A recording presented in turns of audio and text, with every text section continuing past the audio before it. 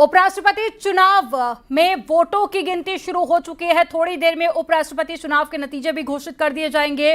देश को आज 15वां उपराष्ट्रपति मिलेगा।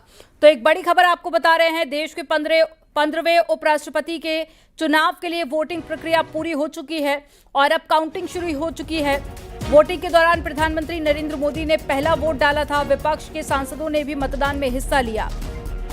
अब उपराष्ट्रपति चुनाव के नतीजों का इंतजार है और तकरीबन रात 8 बजे तक नतीजों का ऐलान हो जाएगा और उपराष्ट्रपति चुनाव में सीधी टक्कर एनडीए के उम्मीदवार सीपी राधाकृष्णन और विपक्ष के उम्मीदवार बी सुदर्शन रेड्डी के बीच में है। तो थोड़ी देर में नतीजे आ जाएंगे और देश को 15वां उपराष्ट्रपति मिल जाएगा। एक बड़ी खबर आपको बता रहे हैं, आज चुनाव हुआ और पहला वोट प्रधानमंत्री नरेंद्र मोदी ने डाला।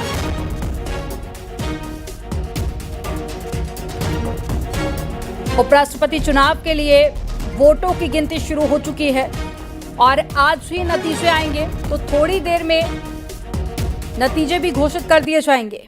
एक बड़ी खबर आपको बता रहे हैं,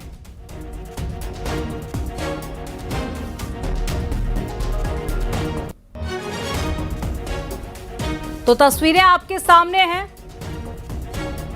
जब तमाम नेता पहुंचे और एक एक कर सभी ने वोट डाला।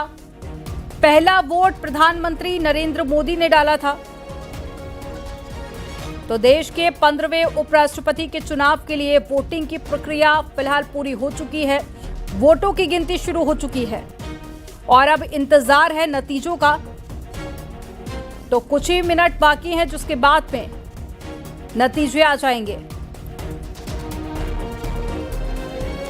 जगदीप धनखड़ के इस्तीफे के बाद में उपराष्ट्रपति का पद खाली था, जिसको लेकर आज चुनाव हुए, वोट डाले गए और बीजेपी के नेतृत्व वाले एनडीए गठबंधन ने सीपी राधाकृष्णन को अपना उम्मीदवार बनाया। तो वहीं विपक्षी खेमे में बी सुदर्शन रेड्डी को मैदान में उतारा गया।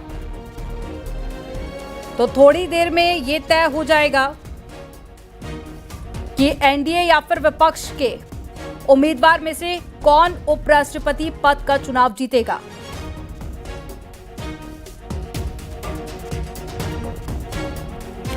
एनडीए के उम्मीदवार और महाराष्ट्र के राज्यपाल सीपी राधाकृष्णन, विपक्षी दल एनडीए इंडिया ब्लॉक के उम्मीदवार और सुप्रीम कोर्ट के पूर्व न्यायाधीश बी सुदर्शन रेड्डी के खिलाफ बढ़त बनाए हुए थे।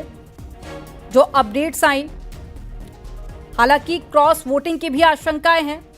मतदान संसद भवन में सुबह 10 बजे शुरू हो चुका था, जो शाम को 5 बजे तक चला और 6 बजे मतगणना शुरू हो चुकी है और थोड़ी देर में नतीजे भी सामने आ जाएंगे।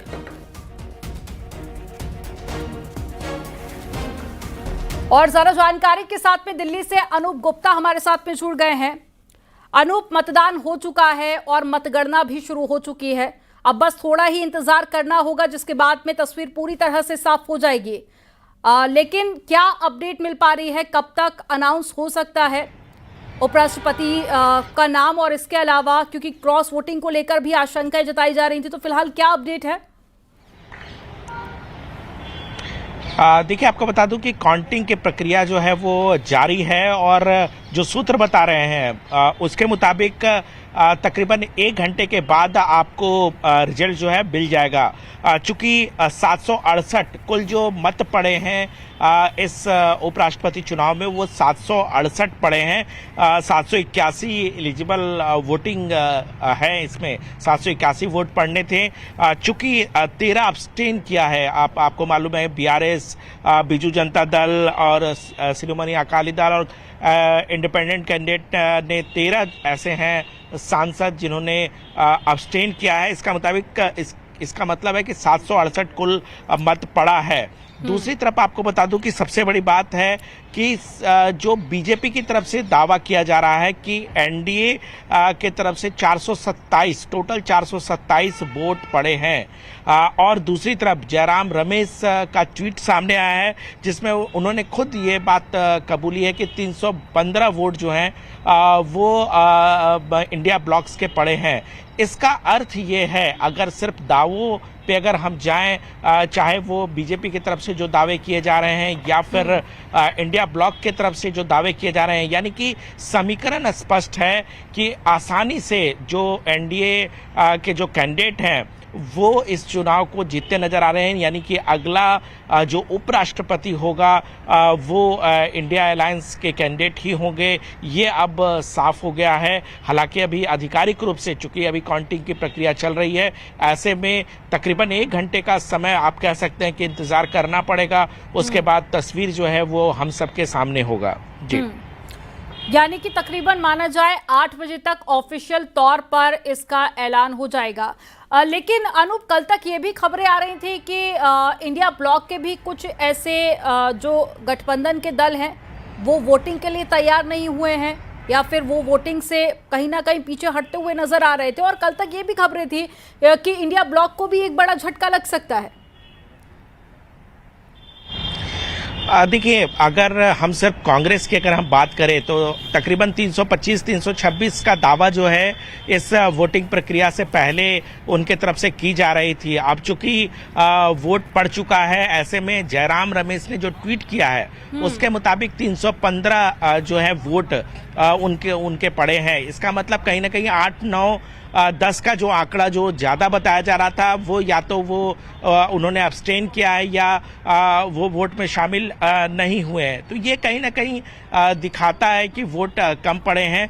दूसरी तरफ जिस तरीके से एनडीए अलायंस का वोट उनके तरफ से कहा जा रहा है कि टोटल 100% वोट जो है एनडीए अलायंस का जो है वो टोटल वोट हुआ है। इसका मतलब है कि क्रॉस वोटिंग जैसी स्थिति शायद अभी देखने को नहीं मिल रही है। हाँ, ये जरूर है कि कुछ जरूर आपको सांसद अब्सटेन के तौर पर सामने दिखेंगे बाद में आपको, लेकिन इतना तय है कि इस पर एनालिसिस तो बाद में किया जाएगा।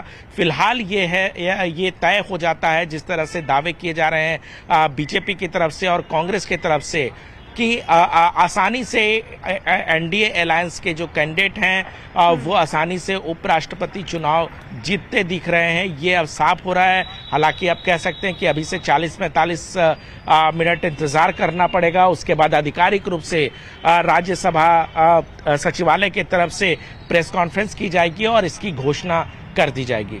जी अनूप, जैसे कि आपने बताया कि ज़्यादातर जो उम्मीदें हैं कि इंडिया ब्लॉक के ही उपराष्ट्रपति बनेंगे, लेकिन बीच में दोपहर तक खबरें ये भी सामने आ रही थी कि क्रॉस वोटिंग भी हो सकती है। हालांकि इसकी संभावनाएं बहुत कम है। तो क्या ये उम्मीद करना ठीक होगा कि लास्ट मोमेंट पर कुछ चेंजेस हो सकते हैं, या फिर काउंटिंग के बाद में कुछ और भी तस्वीर सामने आ सकती है? देखिए, यहाँ एक बात बता दूं कि एनडीए अलायंस के जो उम्मीदवार हैं वो चुनाव जीतते हुए दिख